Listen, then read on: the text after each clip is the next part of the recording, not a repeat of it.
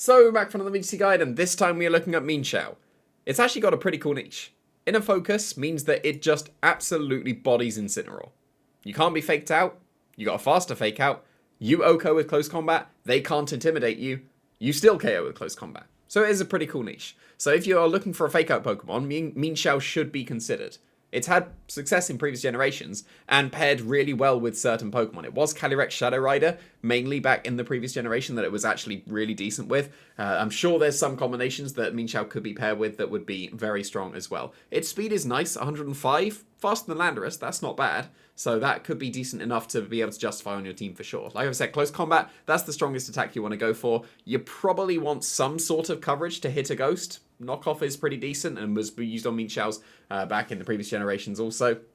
Fake Out is mandatory, you should always have Fake Out. Wide Guard is very good. Wide Guard is a very good move, and not many Pokemon that are worthwhile get Wide Guard. So if you're using Mienshao, definitely do consider Wide Guard. But it should always be Focus Sash. It's super frail. You need the Focus Sash. Close combat drops your defenses, so yeah, it's always Focus Sash. But basically, it's just the choice of moves. You should absolutely have Fake Out, like pretty much every single time. That's the entire point of using Mienshao.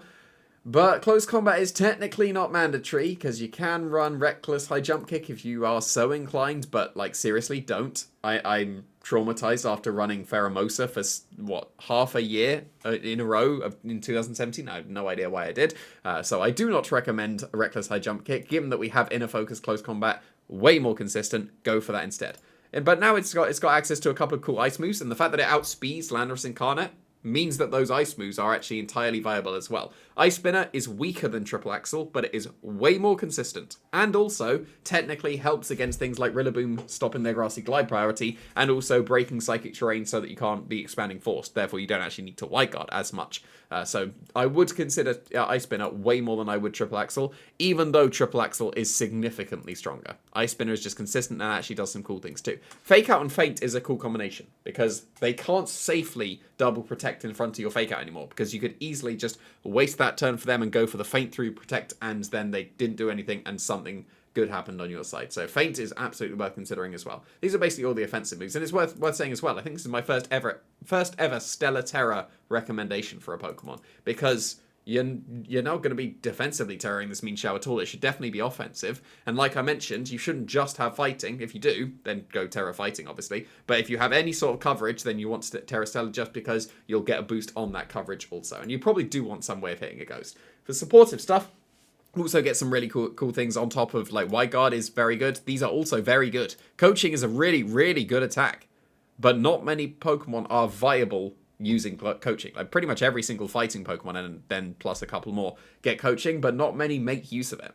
Mienshao definitely could, because it's a pure support Pokemon. They can actually close combat for good damage, but coaching is a really good way of supporting the team as well. Just like Helping Hand boosts the damage, but that helps the special attackers as well, and is a one-time use. Coaching is permanent, as long as they stay on the field, but it's basically a free bulk up. It's definitely worth considering on the Mienshao if you're using it in the first place. So yeah, definitely consider coaching, but it's quite hard to fit onto the moveset because Wide Guard is so good. Taunt stops down the challenge, you know that one. Quick Guard, that really wins the Fake Out war. So if you're against other Fake Out Pokemon, yes, Mienshao doesn't care about being faked out, but your partner does, therefore you just stop it with Quick Guard. You can actually use Upper Hand now as well. That's a brand new move that technically is kind of like, where is Upper Hand? There it is. Upper Hand is kind of like Quick Guard, and it will do the damage, but if it's only on one Pokemon, so if they got like Sucker Punch and Extreme Speed from Dragonite and Chien-Pao, then you can only stop one.